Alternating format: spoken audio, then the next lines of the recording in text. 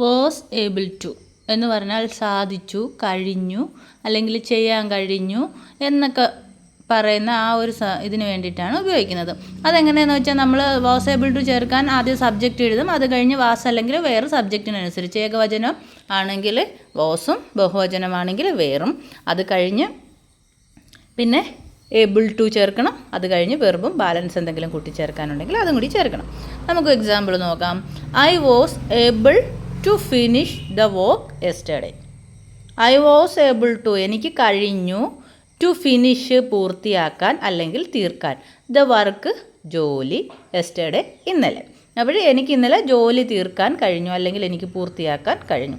അടുത്ത സെൻറ്റൻസ് നോക്കിയേ. I was able to pass the exam. Pass.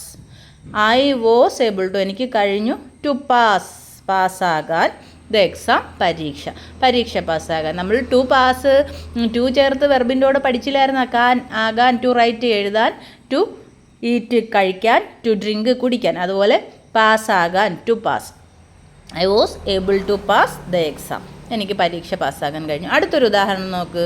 She was able to reach home safely. She was able to അവൾക്ക് കഴിഞ്ഞു. എങ്ങനെ? To reach എത്തിച്ചേരാൻ, home വീട്ടിൽ, safely സുരക്ഷിതമായി. അപ്പോഴേ അവൾക്ക് സുരക്ഷിതമായി വീട്ടിലെത്തിച്ചേരാൻ കഴിഞ്ഞു. അടുത്ത ഉദാഹരണം നോക്കിയേ. He was able to solve the problem. He was able to solve the problem.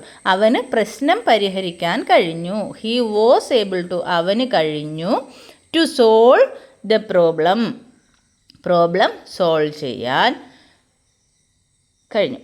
He was able to. ആ ഏബിൾ ടു എന്ന് പറയുന്നതും അതിനോട് വെർബും കൂടെ ചേരുമ്പോഴാണ് ആൻ കഴിഞ്ഞു. ആ വെർബാണോ ആ വെർബ് അത് ചെയ്യാൻ കഴിഞ്ഞു.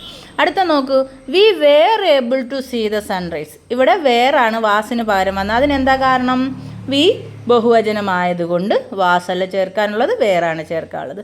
We were able to see the sunrise. ഞങ്ങൾക്ക് സൂര്യോദയം കാണാൻ കഴിഞ്ഞു. We were able to see the sunrise. അടുത്ത നോക്ക്.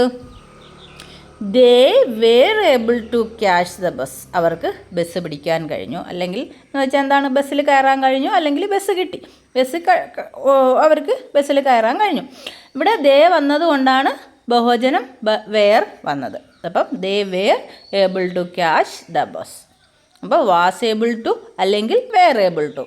വാസ് എന്ന് പറഞ്ഞാലും വേറെന്ന് പറഞ്ഞാലും കഴിഞ്ഞ കാലത്തെ സൂചിപ്പിക്കുന്നതാണ്. ആയിരുന്നു എന്നുള്ള അർത്ഥമാണ്. ഇവിടെ ഏബിൾ ടു കൂടെ വന്നു, അത് കഴിഞ്ഞു എന്ന് പറയാൻ. അപ്പം ഏകവചനാണെങ്കിൽ വാസും ബഹുവചനാണെങ്കിൽ വേറും. ഓക്കെ.